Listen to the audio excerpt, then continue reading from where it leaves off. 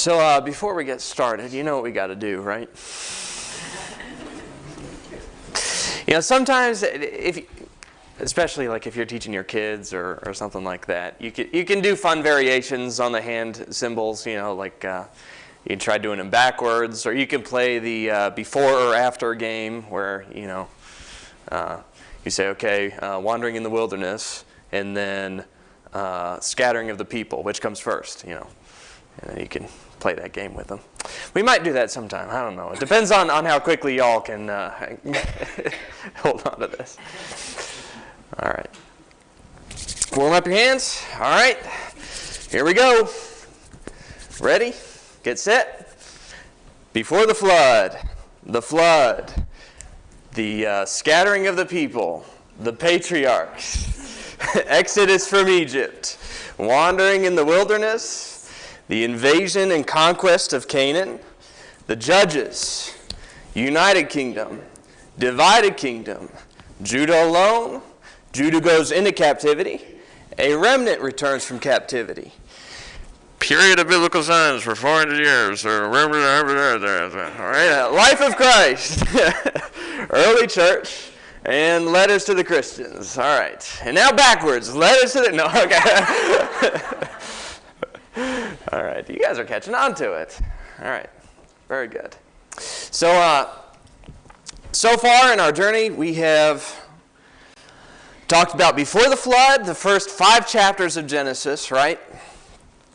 Talking about the fundamental stories. If you're talking to somebody who is an atheist, or maybe has just never really heard of the Bible or bothered to read it or anything like that, this is kind of the foundation of the biblical worldview, is how you can see this. Teaches fundamentals about how a Christian sees the world that they live in. Basically, it was created by God in a span of 6 days, right? And then God placed humankind in a world that was not flawed, right? But He placed humankind in a world that was good. It was perfect. And yet, the first sin occurred, that is Adam and Eve eating from the fruit of the tree, the knowledge of good and evil. And because of that, the world was broken. And we look around today, and what do we see? We see a broken world, right? Sin everywhere. Before the flood. After that comes the flood, right? Genesis 6 through 10. There was one righteous man in all the world. After the lineage, the genealogies of Adam and Eve through Seth and then through Cain, you have a wicked world once again. So the opposite of the thing that God created, you have a wicked world, except for one man, Noah. God tells Noah to build an ark. He's going to send a flood. Noah does. Him and his family are saved. This period also ends with genealogy, right? Genealogy ultimately building up to the Tower of Babel, Genesis 10 through 11, maybe 100 years, something like that, after the flood. The people gathered together. They said, let's build a tower, let's make a city, and let us make a name for ourselves, and it'll be great. And God quickly dismantled that operation by confusing the languages, right? Everyone spoke a different language, therefore the families separated and they scattered. Also important, what do we talk about? About like maybe the importance of this event? What is this? What value does this event really hold in the big picture? Well, later when Jesus tells them to go into all the land and teach and preach, and everybody was scattered. So sure, that definitely would have something to do with it. Yeah. So for one, it's an explanation as to why there's people just like everywhere who kind of belong to different languages and kingdoms.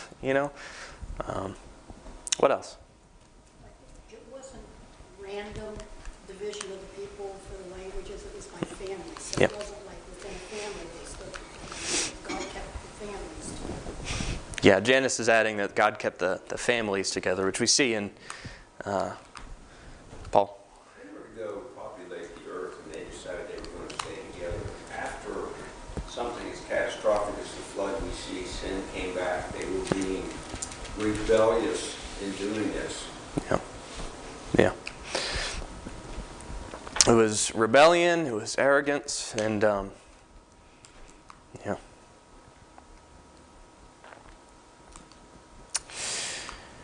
As we move on, after the scattering of the people, we have the patriarchs, right? Genesis 12 through 50, basically the entire rest of the book of Genesis.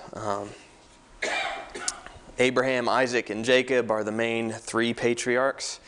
Abraham is called out of the land of Haran, where his father lived, and God tells him to wander as a sojourner in the land of Canaan.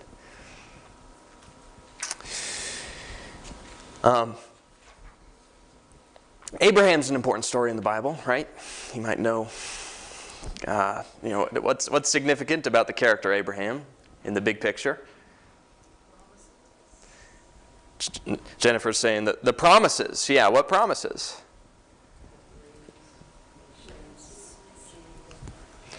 Yeah.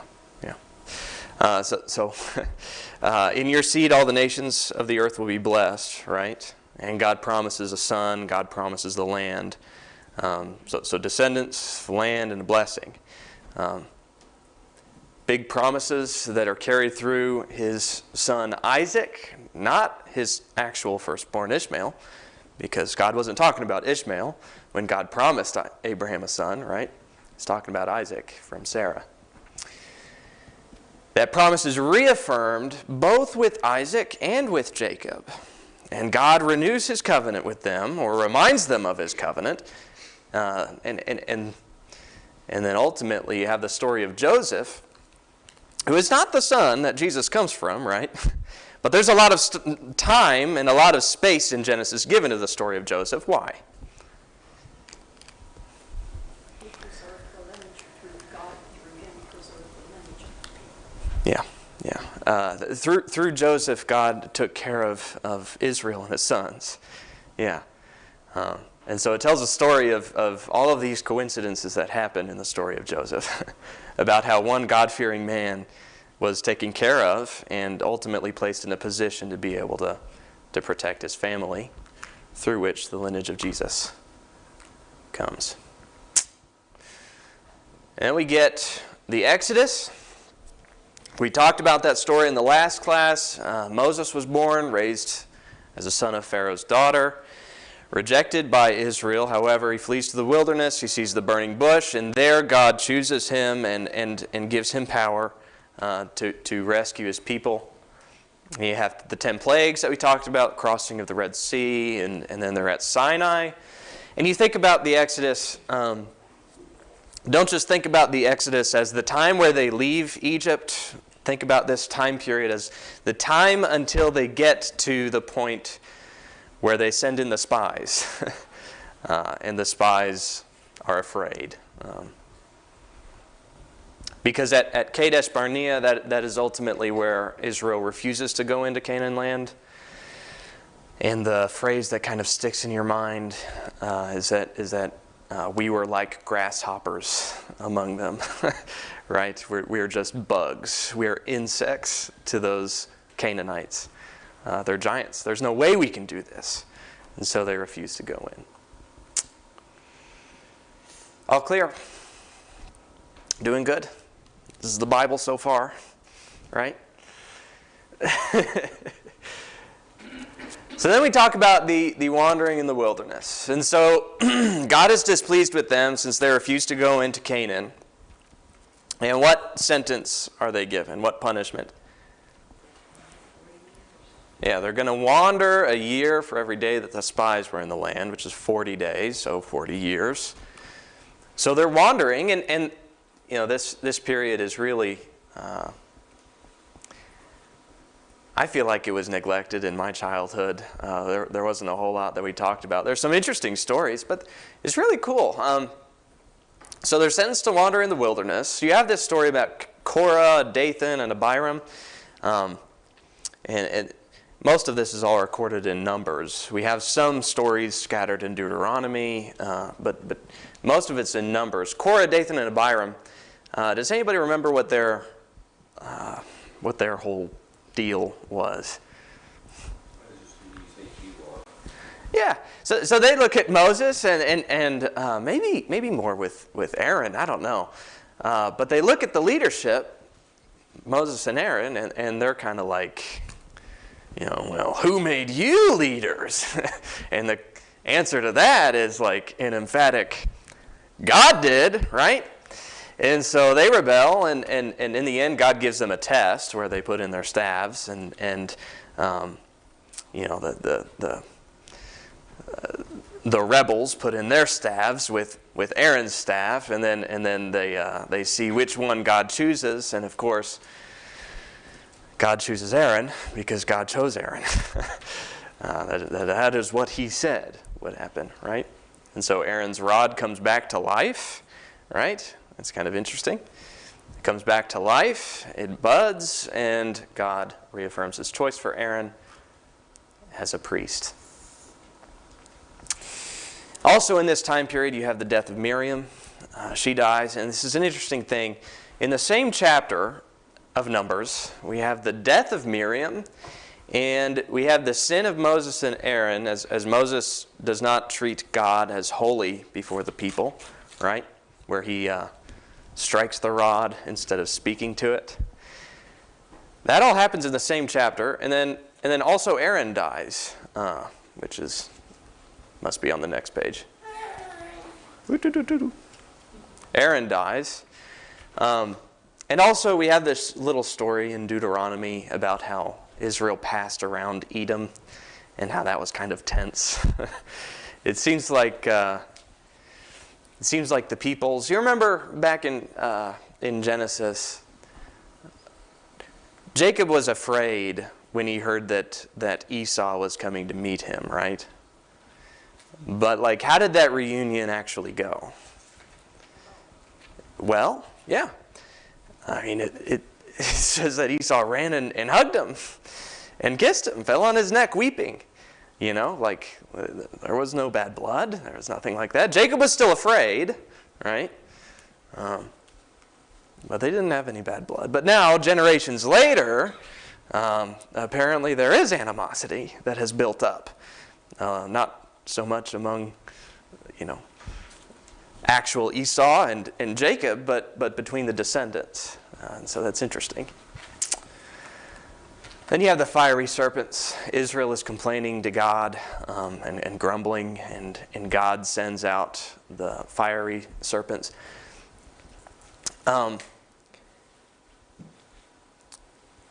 I believe that there's something in the Hebrew word fiery that is also connected to the word brass or bronzy or something like that. And if you look at the local wildlife of this area, there are like copperhead snakes and fiery serpents that are not necessarily miraculously on fire serpents, like I always thought when I was a kid. But it could just be venomous snakes that inherited or that inhabited this land. Something for you to think about.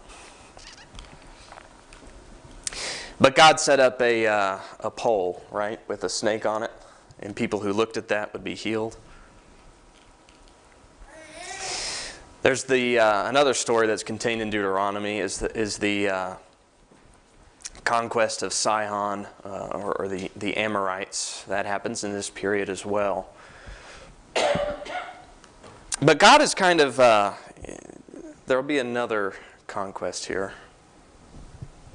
Okay, Bashan, where they kill Og, which is he's said to be a giant. And I think if you're gonna have a giant name, what better name for a giant than Og? I don't know. That's just great. That's great. But I don't think these are coincidences. I don't think these are accidents where God is leading his people through the wilderness. And he's doing all these, I don't know, all these events are taking place. And you're thinking that maybe these events are helping Israel learn not to repeat the mistakes of their fathers. Just the fact that they were able to conquer Bashan and kill this giant king, should prove to them that the faithlessness of their fathers was misplaced, and they had no reason for that. You have Balaam, the story of Balaam and his talking donkey. Very familiar with that. And then Balaam later counsels Balak to send out Midianite women into the camp of Israel, and they fornicate with them, and God sends a plague because of that. Then you have the second census at the end of the book of Numbers. Oh, there's a part 3. I forgot that. So then they go in and they kill the Midianites. They go in and they slaughter the Midianites. And in that section of Numbers, it reveals that it was Balaam who counseled Balak to send in the daughters of Midian to the camp of Israel. And then you have the speeches of Moses in Deuteronomy that precedes them entering the land and eventually his death. And then the crossing of the Jordan happens, of course, not in Deuteronomy or in Numbers, but in Joshua.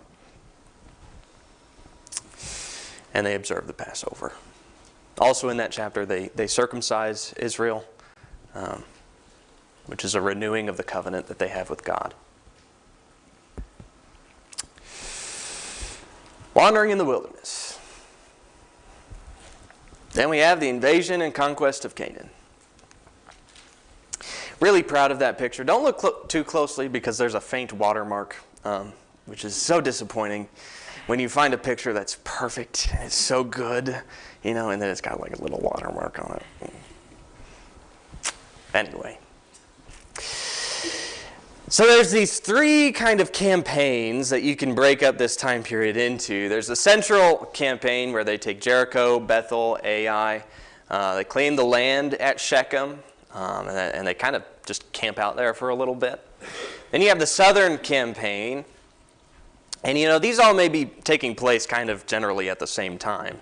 But they make the treaty with the Gibeonites, and then they fight the kings of the south. And they win that one. Gibeon is later going to be important in 1 Samuel. Bookmark that. Then you have the northern campaign where they fight the kings of the north, led by Jabin, king of Hazor. Then you have part 2. The land is distributed among the tribes, and in this very boring section of Joshua, you are going to see basically how all the land is apportioned to every single tribe, and of course special cities that are given to some tribes. And much of it, you're kind of reading it, and you're thinking, what is going on here? I don't recognize any of these cities. But there's some important stuff in here for the rest of Judges and 1 Samuel and so on. The Transjordanic tribes return home. Transjordanic, what a term, huh? What are we referring to by Transjordanic?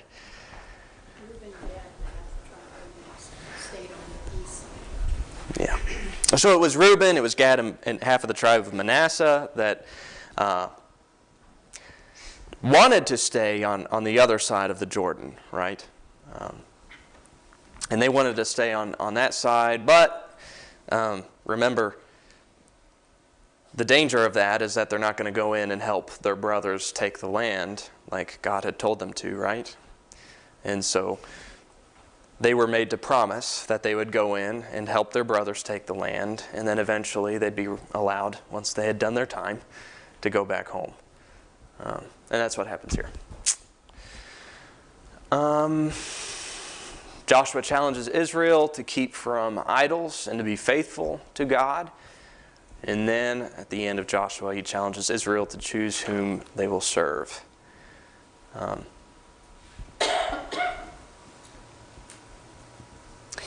then they renew their covenant with Jehovah. Overall, though, as you're looking at this period, how are you feeling about Israel's chances? Maybe you know where I'm going with this. Are they doing well or are they doing bad? A lot better than the past. A lot better than the past. Yeah, that's true. Like when you're looking at the stories in Numbers, like and in Exodus, they're just complaining all the time, right? God seems pretty angry with them just in general. They're like building a golden calf and all sorts of stuff. So it seems like they've turned a new leaf, right? It's not the same people. It's not the same people. Yeah. Still had to learn the lessons like when we went up to AI the first time and they did not do that perfectly. And met defeat, and then the second time they learned God's way. Right. So they still have to kind of learn their lessons as far as that goes, but they found out when they do things God's way, they get a lot better. So, Yeah. all of Jericho, all the great things that God showed to them during that time. Right. Yeah, John's bringing up that they're doing good right now, but that doesn't mean that they were flawless. They had some hard times. Brenda? At this period of time, they were busy about doing God's work. Sure. And conquering the land. And so, as they were busy doing things, they didn't have time to think about themselves and to put trust in themselves. They had their life on God. Yeah. Right. That's where those idle minds come about, troubles in this begins. Brenda? And it's at this point that they received two of the promises that God made, that they had become the mighty nation, and that they had received the land that God promised. Yeah. Yeah, it seems like God's fulfilling their promises to Israel, right? He's given them the land that Abraham journeyed in, and he's multiplied the nation, the seed of Abraham. So it seems like a victorious picture, right? Yeah.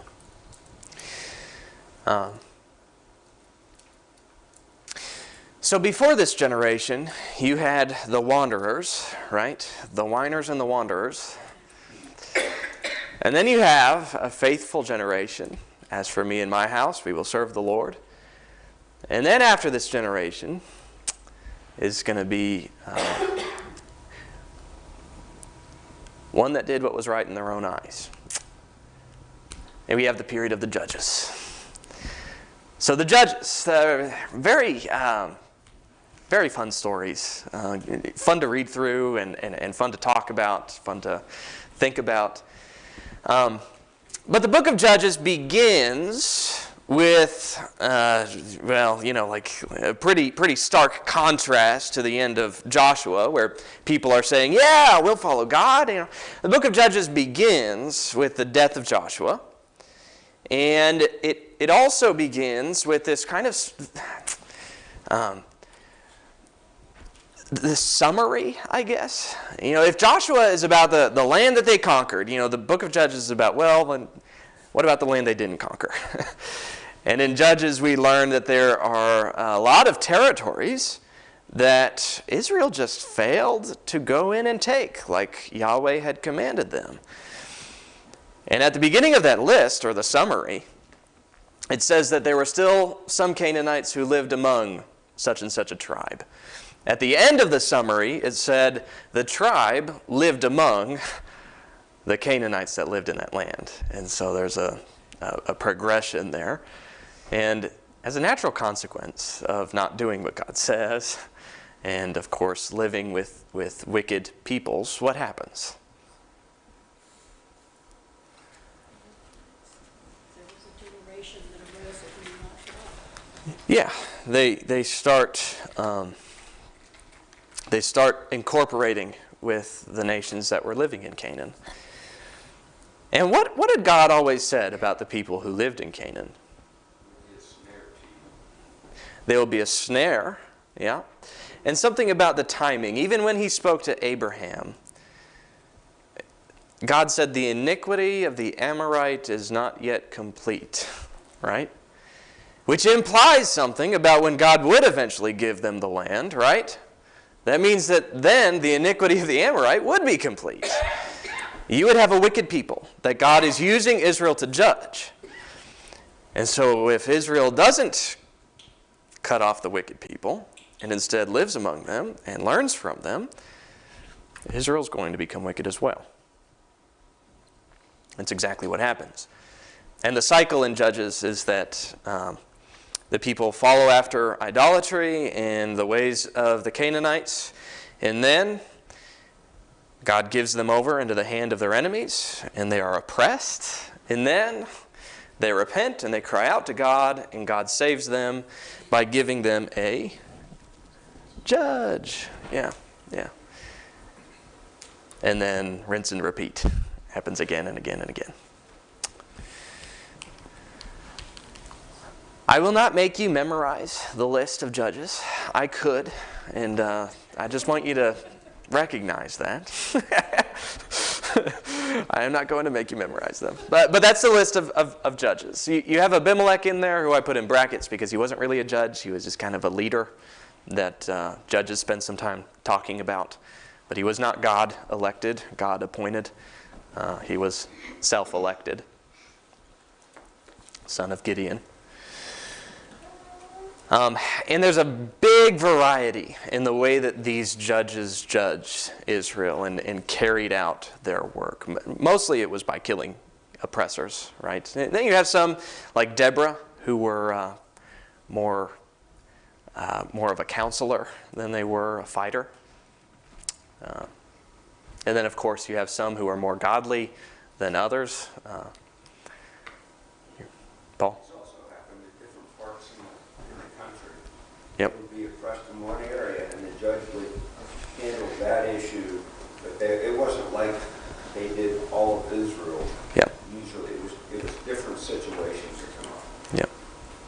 God took their protection away because they weren't paying attention to it. Right. Yeah. And the challenge with that is some of the chronology of these stories. Maybe they're happening at the same time at certain points or whatever. But yeah.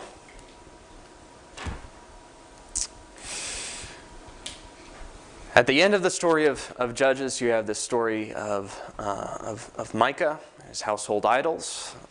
He sets up a priest, and then there's the tribe of Dan that comes in and steals his priest and steals his idols. And it's just a messed up story where you're thinking, what in the world is everybody doing? And then at the end of Judges, you have the story of a Levite's concubine,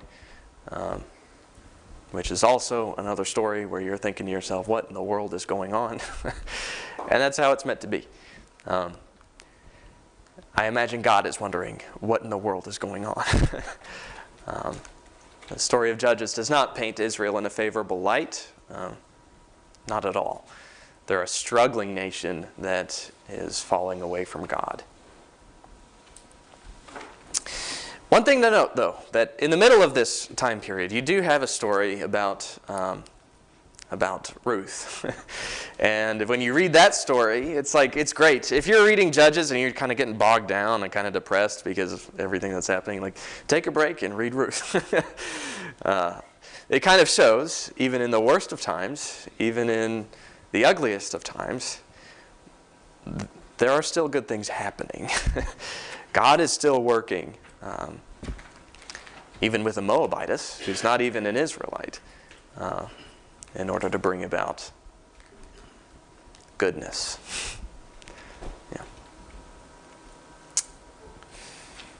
Questions about Judges or about the concept of Judges? Did I cover that somewhat clearly, completely? Okay, good. Just kidding. United Kingdom. I always put in the next period just after the blank slide because, if I can, let's get ahead of it because we're definitely going to, in some future classes, not get very far. United Kingdom. So this period covers the portion of Israel's history that details the unification of the tribes under 3 consecutive kings. Before the period of the kings, what did the leadership of Israel look like? What was it comprised of? Judges. Yes, judges. And then when there weren't judges, what happened?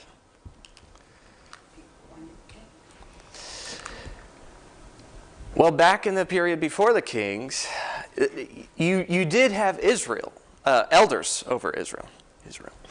You had elders over Israel. And they would oversee their own tribes, and not anyone else's tribe, but their own tribe. That's interesting, right?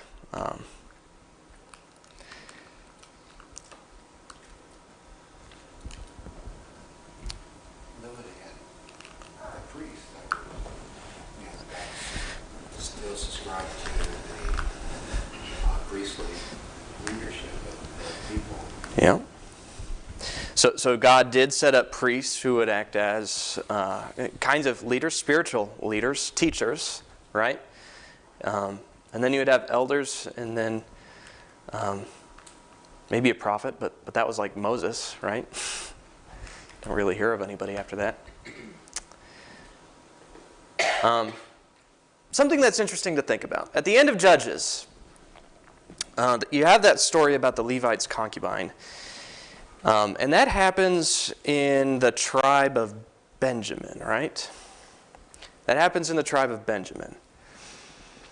And when Benjamin is confronted about this horrible thing that has happened, all of the men of Benjamin, do they repent? Do they say they're sorry? No. And that causes all of the other elders of Israel to do what? To go to war with them, to destroy the wickedness from among them, right? I want to kind of propose to you that instead of that being an ugly thing, I think that's a part of God's design, something that was kind of baked in to the idea of elders and the way that He set up the leadership of His kingdom. Is that even though there was this one tribe that was completely off the wall and acting horribly, there were other elders in the surrounding tribes that were able to hold them accountable. I think that's interesting, just as a general observation. There were other elders who were able to hold them accountable. And under the kings, as we read through in 1st and 2nd Kings, 1st and 2nd Chronicles, when the nations are acting wickedly, or when Israel is acting wicked, they're all wicked. And when a king is wicked, they're more or less following after the king's leadership, right? And so you don't have the same kind of rooting out of wickedness that we see at the end of Judges. Something interesting. I'm not going to be dogmatic about it. Something for you guys to think about. But we have in the United Kingdom the first king, whose name is what? Saul. Who is Saul?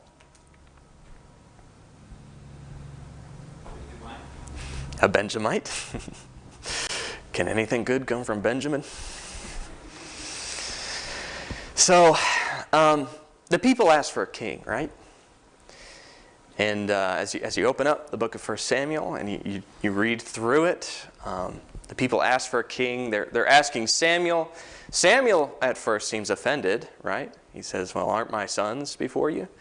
Samuel's sons are following like Eli's sons, and they're being tyrannical. So they reject Samuel's sons, and they're asking for a king. And God ends up giving them a king, right?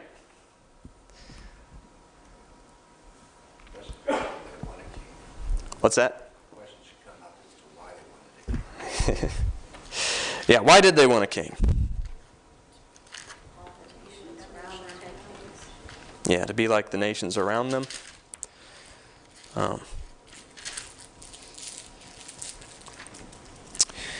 As you look at Deuteronomy 17, there's a portion in Deuteronomy where God predicts their desire for a king.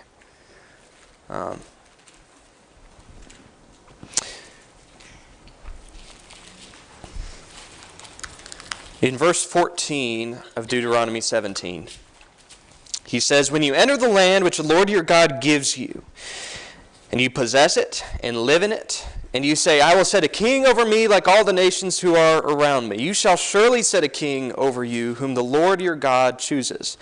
One from among your countrymen you shall set as a king over yourselves. You may not put a foreigner over yourselves who is not your countryman. Moreover, he shall not multiply horses for himself, nor shall he cause the people to return to Egypt to multiply horses, since the Lord has said to you, you shall never again return that way.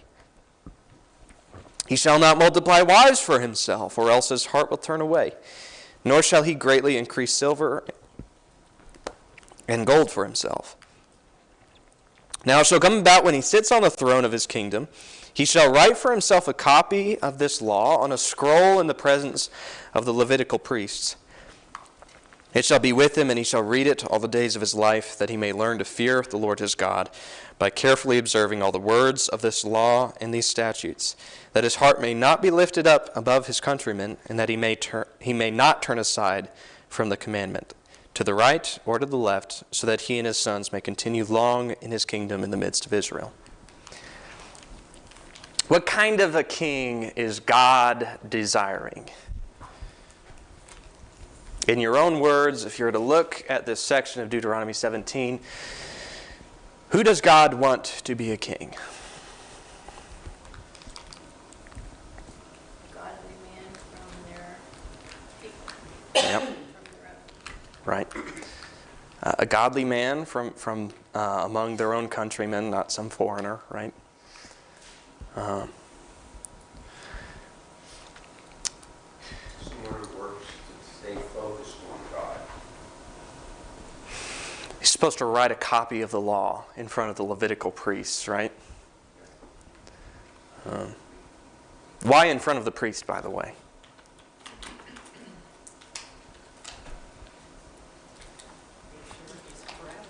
Yeah. Yeah. Make sure that he didn't add some little clause in there, unless the king tells you to, It's ingrained in there that he's submitting to God and not replacing God. Yeah. He's submitting to God and not replacing God. I think that's a good way of putting it. In the end, there's one really simple word that I go to when I look at this. God wants a humble king. He wants someone who does not lift up his heart above his countrymen. Ultimately, who fulfills that? Nobody fulfills that better than Jesus, right? But you have a man who puts God first, who leads with humility. That isn't Saul. Who is Saul? He starts out that way. He starts out as a humble man. He starts out as a humble man. I struggle with some of Saul's. It seemed like God chose Saul, right? I can get it, Paul. God chose Saul, and yet Saul didn't really want to lead the people. He was hiding whenever Samuel was eventually going to finalize his kingship, He seemed hesitant, even though God had told him that he selected him for this purpose. It reminds me a little bit of Moses. I wouldn't necessarily call Moses humble by rejecting God's will and making up excuses. I don't know. God called him humble. Yeah. Moses. Moses was. He was, in the end, I think he was the meekest man. Samuel does later remind him, when you were little in your own sight, Yeah. God made you king. Right. So whether or not his attitude was perfect, he did elevate himself later. Right. Yeah. He did, for sure in the end, whether he started out humble or not, in the end, his heart being lifted up above his countrymen was just that's a perfect way to describe Saul. His heart became callous to the will of the Lord. Yeah. Talked about it having a distressing spirit that was different from the Lord. That's going to be different than David. David's going to not be perfect, but he's going to at least have the Lord's, he's going to be mindful of what the Lord's will is. Right. Throughout his life. Yeah. It's just going to be a stark contrast. Yeah.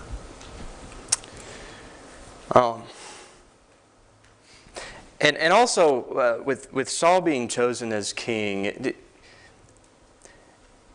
Saul was chosen by God, right? Ultimately, Samuel chose Saul. But in the anointing of Saul, and in the address to the people from Samuel, behold, I have anointed the one whom you want, your king. God chose Saul simply because Saul was going to be the role of a king that the people wanted. And that's who he was. That's who he proved himself to be. What's interesting about Saul is that he never is particularly wicked, as far as we don't hear about idolatry being a huge problem with Saul. It doesn't seem like he's setting up altars all over the place. And He looked the part because it says he was head and shoulders Yeah. above everybody. So he was tall, so it looked like, well, he was impressive. right, yeah. Yeah, Saul just didn't have the heart to follow God or to give him honor. It's as if the Lord is saying, here's what you get when you get what you want. Sure. Here's what you have whenever you follow me. Right. Yep. And then we'll talk about Solomon next class. So.